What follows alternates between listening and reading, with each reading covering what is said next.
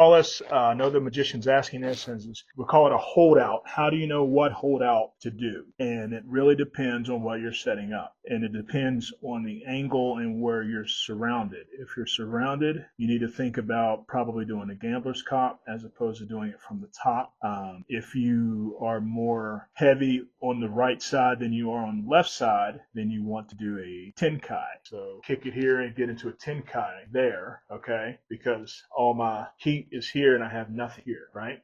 Here to there. So me being in a tenkai here, and when you do the tenkai here, when you do the tenkai, make sure you're holding the deck. That makes the hand look a little bit more natural because right now the hand isn't very natural. And make sure the pinky kind of flares a little bit here, okay? That adds to the absence of the space there. So if you're here and you have heat there, this is the best way to cover here as opposed to trying to do a cop here because you got all the there. And then the same thing goes the opposite way. If I'm here and I've got more heat here and I don't have the heat so much, in this case, me standing here and I have the heat on my right, I could take that and put that into a cop and I'm down here into a gambler's cop as opposed to here because this hand is empty. So the gambler's cop, the hand moves away.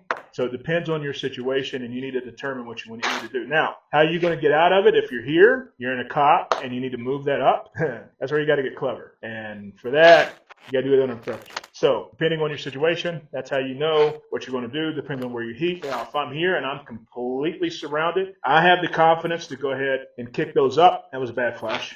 I have the confidence to kick those up into a top there and come back with a rest, okay? And then I can load them again, all right? So and some layman probably watching like, what the hell is he talking about? That's part of the thing. I'm answering magicians that are magicians and you're not a magician, so you're not going to know, but magicians know what I'm talking about. So if I'm here and if I'm completely surrounded, like in a 180 degree, I will do a top here, boom, and come back. And I'm good. And if I want to transfer that, do a hand wash to a cop, and then do a bottom load, and I'm good, okay? So depending on your situation, that's why I say if you're going to hold out, you need to know how to all of them. So that way you can transfer from one to the other to the other. If there's a reason that you need to hold out, if you're going to do a load, you're going to load in a box, load in a pocket, load in a wallet, load on them, whatever the case is. You need to be able to interchangeably move from tenkai top, gambler's cop, whatever. I don't have a reason for a back palm. I just don't.